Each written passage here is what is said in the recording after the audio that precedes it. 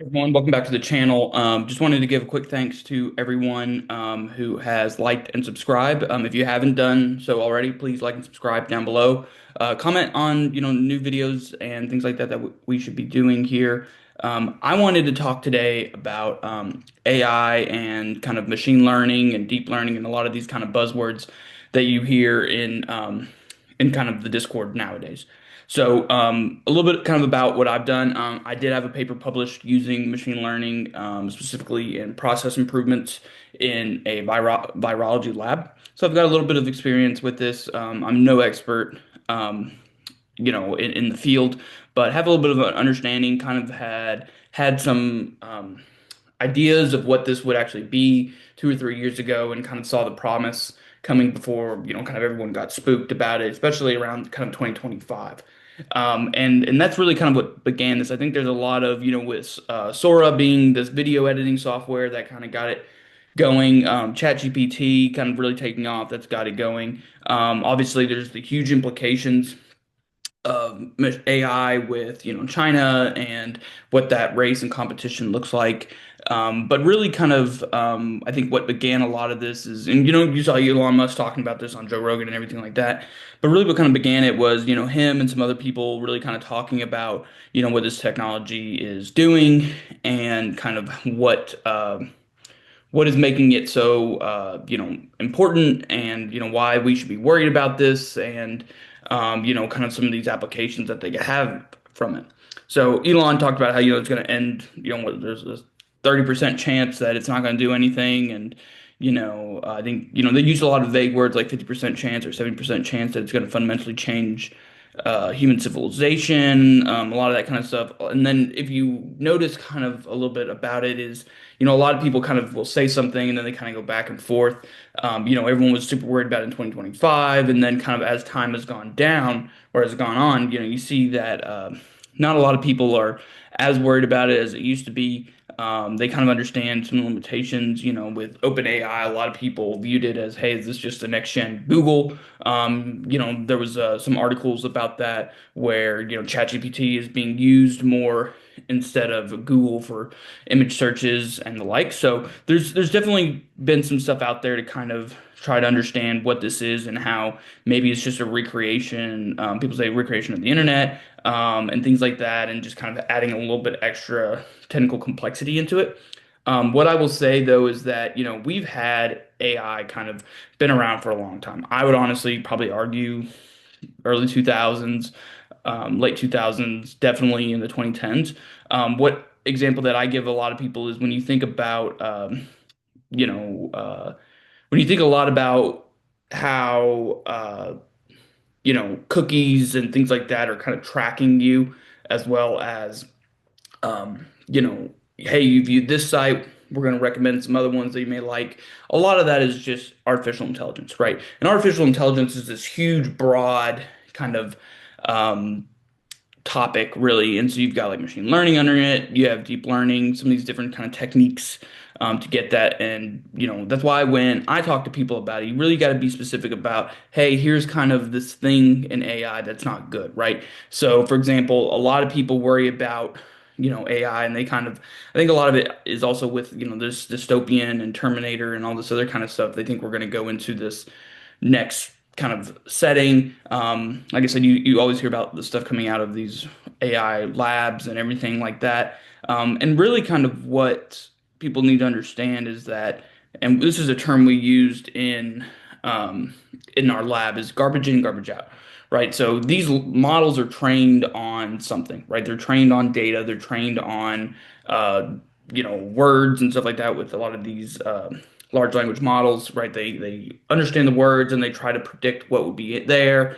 They try to understand the context and stuff like that, so they can ultimately put what they think the solution should be, and they use some data and statistics to do that. What we don't understand, or what is still kind of missing in all that, is that these are, I hate to use the term, kind of like thinking machines, right? So these are things that can think, things that can kind of do some rough calculations and whatnot. But to say, okay, well, now you need to go do this complex problem, it hasn't been trained on that. And so that's why you kind of start, and there's kind of this divide of, okay, do you have this super general AI or do you have more targeted kind of AI? So, if you want something that's really good at making videos, you may go to a specific image generator like I do for some of these videos and try to, hey, create me an image and everything like that. And I've done that with Google, I've done that with ChatGPT, I've done that with Sora, and you really kind of see that different ones are better than others, right? And it's about what they've been trained on. And then that obviously requires a lot of compute, which is obviously why you have all these data centers and things like that to kind of run these calculations. And within that kind of divide, you have, say, like the American model, which we just need to throw a tons of compute at it to get it to think and to get it to understand. And then what you do is then you kind of go into what China's doing, which is they kind of have a more decentralized model, so they don't have a lot of thinking or a lot of big infrastructure to run these projects. They're more kind of targeted, a little bit more on, I think, personal computers and smaller ones like that to do a lot of this. So it's kind of more like, do you want a quantity versus a quality model? And in some ways, a quantity model like what China's doing is better. And that's why, you kind of get in the infrastructure of, hey, they're going to do that, but you also do need some data centers and you need those things. So you need chips, and that kind of gets into this whole debate and everything like that that we're not going to go into for this video, but it's definitely out there. So AI has kind of been here for a while. The paper that we used as a predicate to the work we did in my lab, I think came out in either 2019 or 2020. So just to kind of give you an understanding of like what that did, and or when that came out. And so what we did with that was we essentially used microscopic images to identify cellular structures, right? And so what we did is we would train kind of like, hey, this is what the actual data looks like. Here's what the microscope image looks like. Overlay them, get them to predict, and then you would just show it a microscope image, and then you would essentially be able to predict what kind of is in that field. And so if you got and I don't have the data up there on my computer available, but if you do look at kind of, hey, very grainy images, you won't get very good image quality. If you've got images where you've got a lot of background noise. So that's why we kind of say garbage in, garbage out, because yeah, you can just throw an image at it, but if it's not a really, really good image, you're not going to get the details you want out of it. So think of it as like, hey, if you've got a 1080p camera compared to a 4K camera, and you've got the same image space, having a better image quality could lead you to having a better outcome when you go to predict something or you go run some AI model. So there's those kind of nuances that I don't think that are being missed here. And so when you think about, okay, it's scanning the internet to take these images and take all this stuff, you think about with people, right? People use random words and stuff like that. You look at some of Jeffrey Epstein's emails, they kind of use some of these things there as well, kind of some shorthand and whatnot. Very bad on spelling and everything like that. And if you ran an AI model through that, it wouldn't really be able to understand because from what it's seeing to what it's also getting, it kind of makes it difficult to really kind of comprehend and then be able to give you a good quality output. So things like that can really kind of muddy the waters a little bit. Now, we don't have access to their data sets and everything like that, which is honestly when we think about kind of AI models, such as what is in Instagram or whatever, or how you might be getting this video, when we look at um, how those models work, right? Hey, you like a bunch of cars and motorcycles and stuff like that. It's going to show you a bunch of them. And if you get more specific, hey, I really like a lot of Trans Am muscle car videos. So it's going to show you a lot of Trans Am muscle car videos.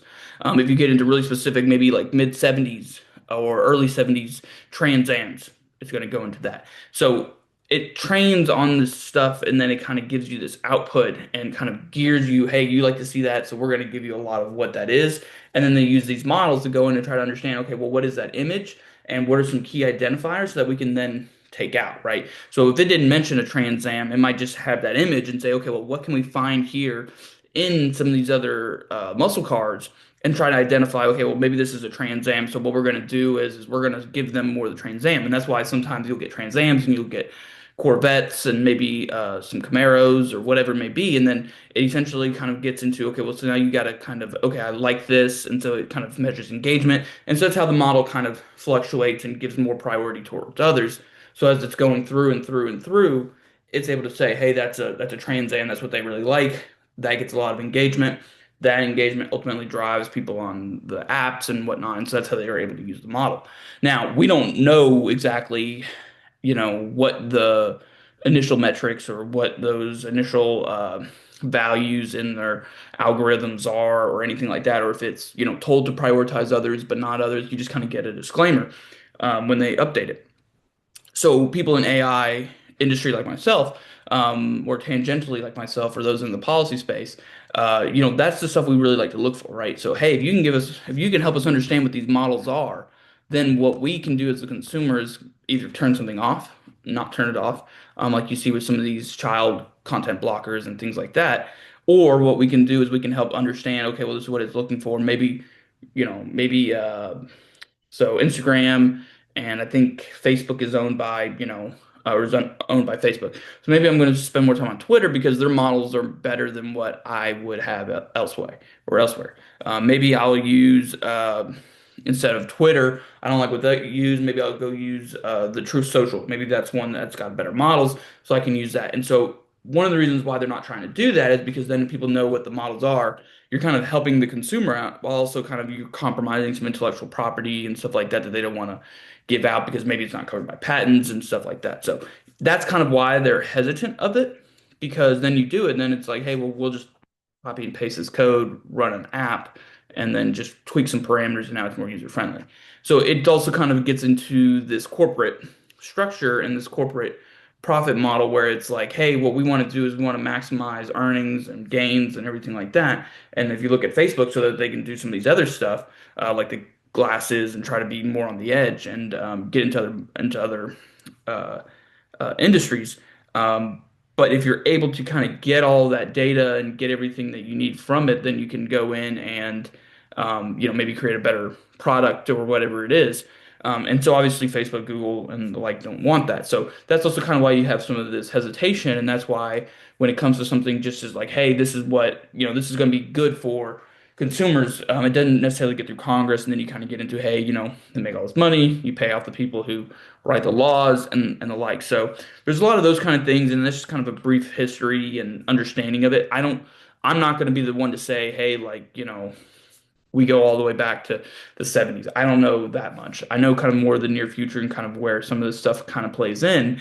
But I think the big thing that I would recommend someone to do is be skeptical of AI, be open to AI, and then also understand the circumstance and the situation.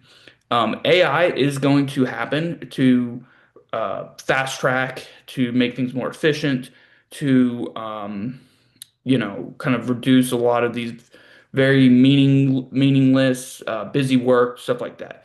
So when we talk about, kind of the bad parts about AI, and a lot of people on the left, and I tweeted this back in the day, maybe about last year when Bernie Sanders came on Joe Rogan's podcast, was it's all about the jobs and everything like that. And while I think that's great, and something to definitely keep in mind, the issue that I see with that is that you don't want to be the party that's kind of the reactionary one holding us back, not trying to take us into the future, right? You don't want to be that party that does that, but at the same time, you want to be the party that is protecting your voters. So I think there's a middle ground there, but even with what Bernie Sanders said, he's like, I don't really kind of know what that middle ground is yet. Now, granted, that was a year ago. Maybe things have changed. If you look at a lot of people nowadays, they just kind of say, "Hey, we're just going to put a moratorium on that." I don't think that's going to be the palatable answer, and I think ultimately what you will run into is you're going to lose gains that maybe someone like China would get, and they would be able to adopt it and become leaders and everything like that. So you got to find the middle. So that from my perspective, what the middle is you need to embrace AI, and you need to understand how I use the example of cops. Cops spend 40% of the time, I think it was like 30, 40% of the time doing administrative work that, like writing the tickets, looking people up, everything like that, writing up the reports, all that kind of stuff. Imagine if you could just kind of, they got body cameras on and everything like that. What if you could just take that body cam footage, run it through AI, it puts out the report, and then they just have to go in and sign off on it. They don't have to do the writing, they don't have to do any of that kind of stuff. Or maybe they just hand it off to, say, another person who does it for a bunch of cops, and they just kind of run through it, make sure everything's right. Maybe they watch the video and it's time stamped with each thing that they said, so they can just go in and say, okay, yeah, that's exactly what they said. They read the Miranda rights. They did, they provided their license and insurance, whatever it may be. And if you do that, right, then maybe you're going to have cops have a higher chance of being out on patrol, being on out in the field instead of doing administrative work and stuff like that. They can maybe be done by someone else or fast tracked and aided by somebody else. So what that could do, right, is maybe, if you're adding, say, if 30% of your time you're doing, let's just say it's 10%. You're working 40 hours a week, one cop, that's an extra 4 hours, assuming the 30% time, they're able to save an extra 10%. So they're able to add 4 more hours every week, on doing their job, right? That would be great, right? If it's 50%, maybe you're at 25%. And so instead of doing, 4 hours, maybe there's something at like 10 hours, right? 10 hours a week would be great if we could have, you say you've got 20 cops, right? If you could add, what is that, 200 more man hours. Maybe my math is wrong, so sorry about that. But maybe you've got 200 more man hours a week of officers on duty in their zones and everything like that. Maybe what you could do is you could start then deploying resources in a different way to where, hey, maybe we don't need them over here because, we've kind of saturated it by having a few more cops here, or just having, instead of we had five, now we just need two or three. So we can move them into maybe more higher crime areas. We can maybe move them onto drugs. We can move them onto uh, another big one is human trafficking. Maybe we need to work more on that. Maybe they can do more investigative work, so you can build trust into the system. So AI can kind of enable those things, right? It can help officers, do a better job than what they are doing now. And we all want that, right? We all want efficient police forces. We all want efficient government. So AI can definitely help with that. Now, where would AI not be good? Well, AI wouldn't be good if you're a clerk, right? Or if you're, a secretary, right? And so, hey, maybe now instead of a secretary kind of running everything, maybe now everybody kind of does their own stuff and they don't need to have a secretary to automatically schedule stuff and everything like that. If you look at back in the 50s, everybody had a secretary. Now a secretary runs 4 or 5 people. They're becoming more efficient. And then maybe now you just need one secretary for 10, 15 people or 20 people, whatever it is. And so that's how a lot of those roles I think will end up kind of being cut down. And yeah, it sucks for the clerk and it sucks for the secretary and some of those other positions. But that's where you kind of have to draw the line. Like, hey, yeah, like that's something that like sucks to have. But if we can be more efficient and we can have higher productivity and we can do these things and we can bring AI in, then yeah, maybe we're going to be able to drive and have higher salaries. Maybe with the police officers, instead of having them take, those 10 hours that they could get or those 4 hours, maybe we take half and we say, hey, use that time as downtime, use that time as training, use that time being more familiar with your weapons so you don't have more officer involved shootings. Maybe it's being just out in the community more, right? All those things people would be in favor for. So what we need to understand is, hey, we want government or we want cops to be able to use AI and to use these things so they can help. We want the, engineers to be able to write these reports or to be able to, schedule meetings and do whatever and just automatically do it, right? But at the same time, with, say, the police officers, we don't want AI cameras detecting where everybody is. And so there is that fine line. And I think a lot of the issues that we have is, first off, we're not being proactive in saying, hey, like, we're not going to allow AI and machine learning into surveillance cameras or to preemptively identify criminals and things like that with surveillance cameras, right? We're not going to do that, right? And so putting that stuff into law, I think, can go a long way. Than saying, hey, we're not going to have anything, or government's not going to be able to touch AI, right? There's going to be these middle grounds, and people need to find out what that is. And I think with the populace left, they need to work on that. And I think that's where you see a lot of these abundance people like myself say, hey, like, if we can get government to be more efficient, if we can get people to believe in government more, and we can actually deliver better for people, then we should do that, right? I don't think we're in a position, especially with cops nowadays, where we have shortages. I don't think we're in a position where we're going to say, hey, like, you know, we're not going to hire any more police officers. If anything, maybe we'll just slow down the amount that we need, so it saves people, saves communities money and gets more bang for your buck, right? Those are things that you can need. I'm a project manager, right? So what I do a lot of is schedule meetings, take notes, all this other kind of stuff, help guide decisions and the like. Imagine if I had a AI assistant that could do that and could integrate everything, be plugged into our system, and do that. Another example, of something that my company is doing is every time a PO comes in, I've got to compare that to the budget to make sure that we're still spending what we need to. If I could have AI or something like that kind of integrate everything and kind of manage that for me, that's less that I have to do and probably less errors than what I would run into. Those kinds of things are where a lot of these gaps are, and I think AI is going to fill those gaps. Um, for example, I just had floors done in my house. Understanding what those costs are with ChatGPT is going to save a lot of people time and, can help them out in understanding what's actually coming down the pipe, what costs are going to be there, what's going to impact the cost the most, maybe regional preferences and all this other kind of stuff. So, for example, here in the Southeast, things are going to be a little bit cheaper, and especially in my area than maybe others. So there's things like that where AI can really do a lot. Now, where AI and where maybe someone like me who's a little bit more involved in AI, and I think where really the conversation around AI is, I always say nobody wants AI talking back to them, right? Or like not, and talking back to them in two different ways, right? No one wants AI just intuitively just communicating with you, right? If my phone starts saying, "Hey Andrew, what are you doing today?" Or, "Hey, are you gonna go and take out the trash?" Whatever it is, no one would want that, right? Everyone wants kind of AI to be prompted by that person. The other part is when you get into robots and kind of sentience and all those kind of things, and essentially what people are worried about is when robots and AI kind of intertwine to where um, the robot is essentially just as good as human, right? That's when you kind of get into the sense and all that kind of stuff.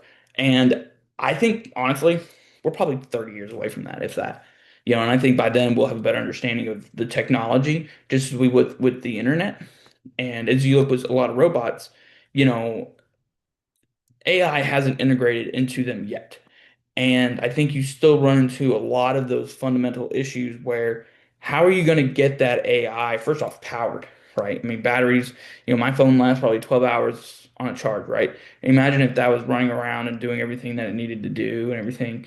I don't think we even have the power for that yet. So obviously, those things are going to run out or are going to die off or whatever it is. Now, you could say, oh, well, they're going to go and take over, the power plants and just plug in and all this other kind of stuff. And then you start kind of getting into that kind of, I don't want to say crazy talk, but you kind of start getting into kind of more of the doomer world, right? And, just as people said the same thing about, the machines back in the 1900s, I think this is kind of the same thing there, is everyone's kind of has seen too many movies to where they're looking at the future and saying, hey, that's what that's going to be. And so many times we've been proven wrong. I mean, look at was it uh, was it 2001: A Space Odyssey? They thought we were going to be out traveling space and shit with the progress, and we weren't. Now, some people say, oh, well, it's because we didn't invest and everything like that. Could be, but at the end of the day, what we see is that what people think the future is going to be is awfully different than what it actually is. That's why I say 30, 40 years, something like that, because that's far enough out to where maybe that could actually happen. But you get people like Elon Musk, or you get a lot of these people who say, oh, by the end of the 2020s, we're going to have, sentient AI and all this other kind of stuff. And I just don't think that's going to happen. I think we see way too many issues. I think it's way too political. And I think this is, um, requiring a lot of energy and infrastructure and power and so many of these fundamental things to where we're so far away from that. I think we need to focus on how do we get more out of this that is reasonable? How do we protect ourselves in the future? So we don't have kind of the issue we're dealing with these. social media companies where they kind of found a loophole, they latch onto the loophole, and now we're kind of being held hostage by them. We need to be more prescriptive, and more progressive in that way, than being reactionary and just waiting for something to happen. Um, so what could change all this? Things change this all the time, right? We could have something come out that I'm not even aware of. Another example is Neuralink, right? Neuralink came out 2 or 3 years ago. It's going to be this huge thing. We're going to have this. Nobody's got Neuralink right now, or at least that I know of. They probably are still running clinical trials. Things are complex. And I think when people make these broad statements, it makes you think about, okay, well, what's the reason? And I'm going to do a video on this soon, but really kind of it makes you think, what are the motivations behind this? My big thing is I think a lot of this AI is and kind of why we're seeing a lot of it now is that um, people need cash. You know, if I can get, and if you notice, like I think Anthropic, I think OpenAI and Elon Musk is taking SpaceX and some of these other companies. SpaceX might be a little different, but the other two that are purely AI companies, they're going public. Well, why are you going public? Right? It's to raise money, right? Raise money and keep the engine going, right? And you look at Trump kind of passing regulations and getting funding and doing all these different deals. You look at Google doing its stuff. A lot of those companies are already out there, but I think these new entrants, the whole point is, hey, we need to get in there and we need to raise monies and kind of get people bought into this. I mean, it's typical. This is what people do all the time. You go out there, you talk about your product, you talk about your company, you talk about how great it is, how it's going to change the world and do all these different things. And then you kind of oversell, and that's why most of the time after the IPO, usually stocks go down. I think it was Warren Buffett said I don't buy stocks at IPO because they mostly go down and they never deliver on their promises. So a lot of those kind of things, I think we just need to be aware of. There's reasons why these things are being discussed. There's reasons why, there's huge pushes, and I think in Trump's in more of the political sense, I think something that Trump and his team kind of understand is, hey, we've been holding this thing back. We're going to push them and let AI go and it's going to be good for the economy because you're going to get industrialization and you're going to get all these other kind of things. And then now that we know, hey, if we didn't have AI and those tech companies investing, we would have been in a recession back probably since the summer, right? But having that kind of keeps kind of the momentum going as well as keeping him in political um, keeps him out of political heat because he's like, hey, look, the economy's booming, right? I think our GDP was close to, I think it was either 4 or 5%, and so it's like, hey, that's good, right? Hey, you're not going to argue with a 4 to 5% GDP. That's what China, I think China's predicted in 2 or 3 years to be at 4%.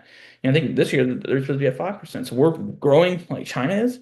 That says a lot. So I think there's those kind of motivations there that people just need to kind of be thinking about, hey, why is that going on? I think we're going to see when these companies go public later on in the year. I think you're going to see a lot of hand-holding with the Trump administration. Trump wants them to go out because he knows, hey, if you throw OpenAI, and let's say they're a trillion-dollar company. Okay, well, you just boosted the stock market $1 trillion by having them IPO. Maybe it's 250 billion, whatever it is. That's still a lot that's going to add to that, and then it gives him something to point to. So I think there's going to be some of that, as we already know. There's going to be kind of some hand holding and making sure that happens. One last thing I will say is kind of where I'm looking. I'm looking at places like Google, right? I think Google, Apple, in a sense, are um, kind of best positioned because I think for really where AI is going to land and where it's really going to be useful is you've got to get that to integrate into the hardware. So I got my phone, I need that AI, that software to integrate into my phone so that it can kind of do a lot of these things that it says it can do. Um, and I think that's why you see kind of why I think Google's been doing very well. You see OpenAI kind of being hit for not having kind of their machines out there that they say they're going to have. Those kind of things are going to put some at an advantage than others. And I think if this falls and craters like I think it could and most likely will, the people who are going to be best positioned are going to be the people like Google who are, more worried about getting AI good enough to integrate into their systems and then being able to use it than it is about just driving traffic like I think the ChatGPT is. Because once ChatGPT is done, it's like, well, what distinguishes this from Google? This thing I'm already using, right? And so you got a lot of those kind of business things going on that, I think are really going to play out. But, ultimately this is kind of what I've been thinking about with AI. Like I said, I think a year in, I think the worries have come down. I think obviously more political things are coming out. But ultimately I don't think AI is living up to what it's supposed to be, at least, year two, 3 years in.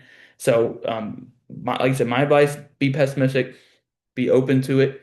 Look and make sure where it's being used obviously doesn't, come into civil liberties. And I think this is really something that a progressive movement and I think a progressive conservative could take in and say, hey, look, we want AI to be helping the cop, the firefighters, whatever it may be, to do stuff. Um, but we need to make sure that this doesn't infringe upon civil liberties and things like that. And we don't want this huge government. So we need to make sure that we manage that. We need to make sure that we put controls in place and that we protect people. And ultimately, I think if someone did that and had that message and was able to deliver on the productivity gains from cops and from government just being better, and being able to deliver better for the actual constituents on what it's been doing for a while, DMV is another one. I think you would see a lot of people being more open to the technology and being willing to embrace it. So do that, be open, be optimistic, and be pessimistic at the same time, and be aware of what's happening and how that could impact you. And if you are someone who is, potentially in the crosshairs of this technology, great time to understand it, and great time to, kind of make sure that you can use it and you can be someone who is going to be those people that are left that know how to use it and can manage it, and not someone who's just, kind of resting on their loyal laurels and not embracing new skills and technologies.